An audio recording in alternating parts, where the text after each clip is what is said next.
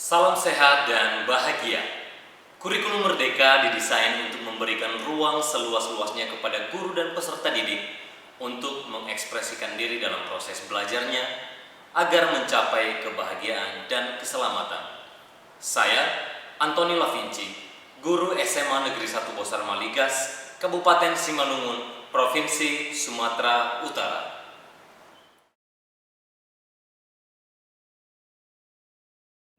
Saya mengajar di SMA Negeri 1 Bosar Maligas, di mana sekolah tempat saya mengajar merupakan satu-satunya sekolah tingkat SMA sederajat yang ada di Kecamatan Bosar Maligas, Kabupaten Simalungun, Provinsi Sumatera Utara.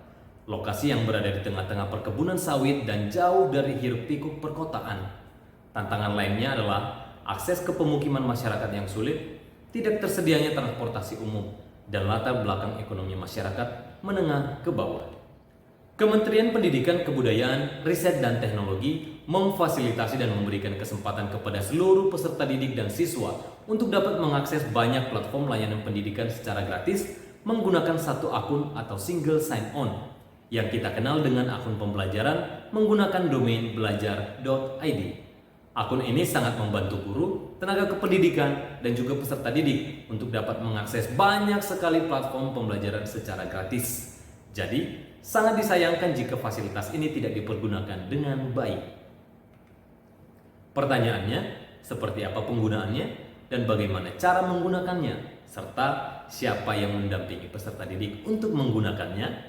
Ya, kita sebagai pendidiklah yang bertanggung jawab. Maka untuk itu kita juga perlu belajar apa saja kemudahan yang ditawarkan oleh akun pembelajaran tersebut, platform apa saja yang dapat diakses dengan penuh secara gratis, serta manfaat apa yang dihasilkan bagi pendidik dan juga peserta didik.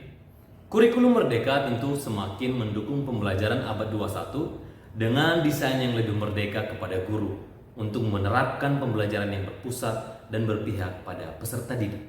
Sebagai guru seni budaya, saya mencoba memanfaatkan akun Belajar ID untuk membantu proses pembelajaran di kelas agar lebih variatif, inovatif, dan saya harapkan juga dapat membentuk pola pikir yang bertumbuh. Dalam praktik baik yang saya bagikan kali ini, saya mengajarkan materi berkarya seni rupa 2 dimensi dengan submateri gambar perspektif titik hilang.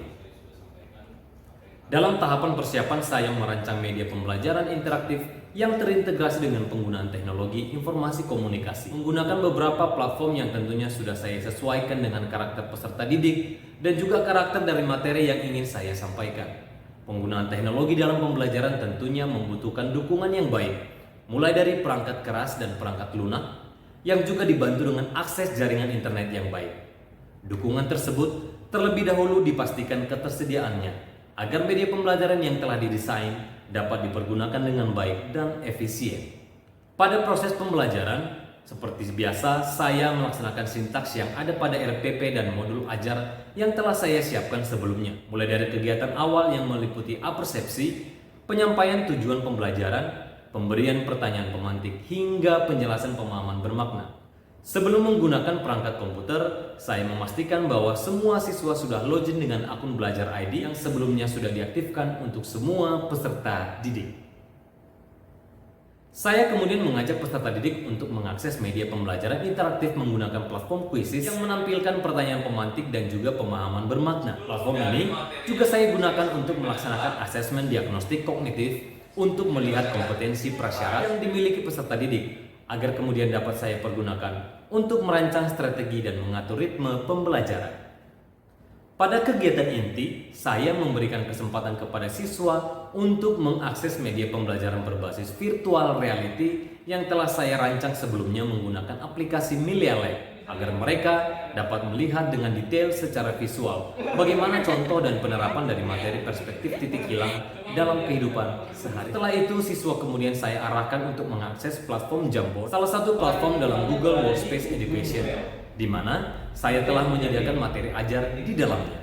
Di dalam platform Jamboard tersebut, siswa dapat melihat ringkasan materi dan contoh penerapannya dalam kehidupan sehari-hari, serta lembar kerja peserta didik yang berada pada halaman terakhir. Aktivitas dalam sintaks ini memaksimalkan profil pelajar Pancasila pada dimensi mandiri, kreatif, dan bernalar kritis. Sintaks terakhir dalam kegiatan ini adalah asosiasi pemahaman yang mengapresiasi karya siswa, di mana saya kemudian menampilkan seluruh siswa untuk diberikan umpan balik oleh guru kepada siswa kepada siswa lainnya atau peer feedback, maupun oleh siswa kepada dirinya sendiri atau self feedback. Hal ini untuk menstimulasi pola pikir bertumbuh atau growth mindset dari siswa untuk mendorong pembelajaran sepanjang hayat. Pemberian umpan balik dimaksudkan untuk mendorong refleksi dari siswa agar dapat memunculkan prinsip baru yang lebih berfokus pada proses belajarnya, bukan pada hasil. Kurikulum Merdeka mendorong pembelajaran yang berpusat pada peserta didik dengan mempertimbangkan kebutuhan belajar baik dari aspek kesiapan belajar murid, minat belajar murid, dan profil belajar murid yang dapat diintegrasikan pada pembelajaran berdiferensiasi. Proses belajar dengan mengintegrasikan teknologi informasi dan komunikasi di dalamnya mendukung substansi kurikulum Merdeka yang mendorong terciptanya pembelajaran yang berpihak pada anak dengan mengakomodir kodrat zaman mereka. Tersedianya sumber belajar yang variatif dan juga dapat diakses oleh peserta didik dengan mudah akan menyediakan banyak waktu dan juga tempat untuk belajar. Dengan demikian, pembelajaran tidak hanya berlangsung pada kelas konvensional saja, namun bisa di mana saja secara individu maupun kolaboratif, secara tatap muka ataupun dalam jaringan. Kemudian saya membagikan lembar umpan balik dalam bentuk formulir menggunakan Google Form kepada siswa atas proses belajar hari ini, meliputi bagaimana perasaan mereka selama pembelajaran, bagaimana pendapat mereka tentang penggunaan teknologi dalam pembelajaran, apakah mereka menyukai pembelajaran yang terintegrasi dengan teknologi, pengetahuan baru atau insight apa yang mereka dapatkan hari ini, lalu saran dan masukan terhadap pembelajaran berikutnya. Hasil dari umpan balik ini kemudian perlu dievaluasi untuk dapat dipergunakan sebagai perbaikan pembelajaran berikutnya. Umpan balik ini tidak hanya dipergunakan untuk melihat capaian pembelajaran dari siswa itu sendiri, namun untuk merefleksikan kembali apakah guru sudah tepat dalam merancang pembelajaran, baik strategi, model, dan media pembelajaran yang sudah disesuaikan dengan karakteristik materi dan karakteristik peserta didik, hingga tercipta pembelajaran yang berpusat pada peserta didik. Umpan balik ini tentunya akan semakin bermanfaat, membantu guru sebagai implementasi dari fungsi asesmen untuk proses pembelajaran, atau kita kenal dengan assessment for learning. Pembelajaran yang terintegrasi dengan teknologi terbukti sangat menarik bagi siswa. Waktu sepertinya sangat cepat berlalu ketika belajar. Hal ini bukti dari antusiasme siswa yang sangat tinggi karena mereka dilibatkan secara langsung dalam penggunaan teknologi dalam proses belajarnya. Tantangannya bagi kita adalah bagaimana kita dapat tetap konsisten memenuhi kebutuhan belajar tersebut seiring penyesuaian karakter murid dan juga karakter materi pelajaran yang akan kita ajarkan, dan bagaimana mengintegrasikannya dengan pemanfaatan teknologi yang tepat. Saya percaya kompetensi kita sebagai guru akan semakin meningkat jika tetap berkomitmen mencoba hal-hal baru. Pengalaman akan semakin mematangkan pemahaman kita dan mempersiapkan pembelajaran yang semakin berpusat pada peserta didik. Zaman terus berkembang, semakin hari semakin banyak pengaruh-pengaruh baru secara khusus dalam dunia pendidikan. Maka, sebuah kewajiban bagi kita para pendidik untuk bersifat kontinu, konvergen, dan juga konsentris untuk menjawab segala tantangan tersebut. Merdeka belajar, merdeka mengajar. Untuk pendidikan Indonesia yang lebih baik, pelajar dengan profil Pancasila.